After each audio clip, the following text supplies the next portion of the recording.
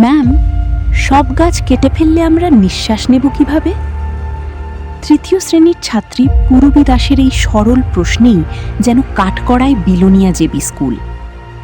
বিলোনিয়া যোগমায়া কালীবাড়ি সংলগ্ন এই স্কুল চত্বরে একসময় ছিল আগর, নিম, নাগেশ্বর, মেহগনি সহ একাধিক গাছ।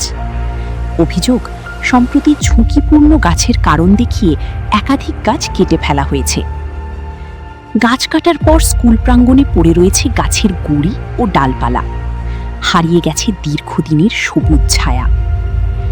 ভারপ্রাপ্ত প্রধান শিক্ষিকা মৌসুমী ঘোষপালের দাবি, তিনি মাত্র 2টি বিপজ্জনক গাছের কথা বলেছিলেন, বাকিগুলোর ডালপালা ছাঁটাই করার কথা ছিল।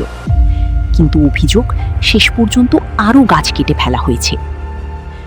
অন্যদিকে মহকুমা শাসকের বক্তব্য, কাউন্সিলরের রিকুইজিশন পাওয়ার পর বন দপ্তরের সঙ্গে আলোচনা করেই গাছ কাটার ব্যবস্থা করা হয়েছে।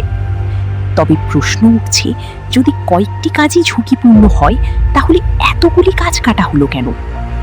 আর সেই প্রশ্নই আজ বড় হয়ে সামনে এসেছে ছোট্ট পূরবীর কণ্ঠে। সব গাছ কেটে ফেললে আমরা নিঃশ্বাস নেব কিভাবে? এই প্রশ্ন এখন শুধু একটি শিশুর নয়, পরিবেশ রক্ষার প্রশ্নও বটে। রাজশ্রী করের report, the news 9। Step into a place full of new ideas and opportunities at Techno India University Tripura, where you learn, grow, and build your future. A place that truly helps your dreams become a reality.